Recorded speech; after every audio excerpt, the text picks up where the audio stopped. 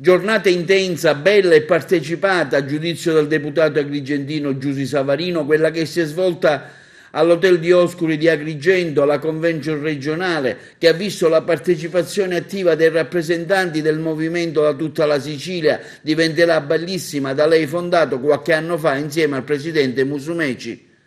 Oggi un'intensa giornata di politica vera, di confronto, di ascolto del territorio, dei suoi amministratori, degli imprenditori che sono esempi positivi di questo territorio, dell'associazionismo, del volontariato.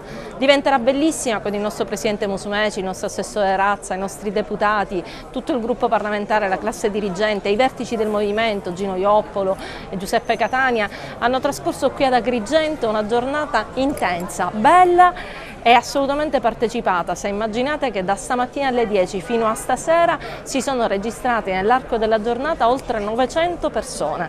La gente vuole interessarsi alla politica, ma vuole che sia una politica vera, non quella fatta di proclami e di promesse inutili, ma quella fatta di impegni già mantenuti e di obiettivi concreti da raggiungere.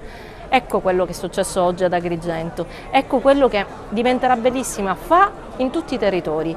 Un in bocca al lupo da parte mia ai candidati che abbiamo coinvolto per le prossime elezioni del 4 ottobre, che questo movimento si sta radicando e sta crescendo e sta dimostrando anche fuori dai confini della Sicilia che c'è un modo diverso di fare politica e di rappresentare le esigenze dei siciliani, e del modo del presidente Musumeci e del movimento diventerà bellissimo.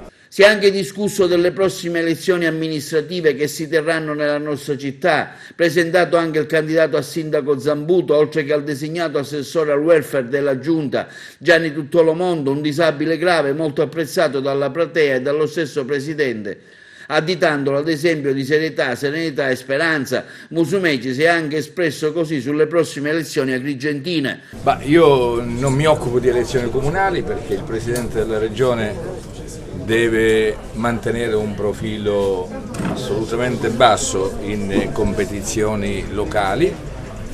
Il mio movimento Diventerà Bellissima ha dato mandato ai segretari provinciali di lavorare per realizzare coalizioni di centrodestra dove questo è possibile, dove non è possibile ridurre al minimo il danno. Stiamo presentando nostri candidati sindaci ma anche candidati in liste civiche. Io mi auguro che la competizione si svolga sul terreno del confronto per le cose da fare, non sugli apprezzamenti personali. E quindi spero che la buona politica prevalga sul cortile, sul cicaleccio, sullo scontro e sulle ingiurie personali. In provincia di Agrigento stiamo giocando una bella partita, a cominciare dal comune capoluogo.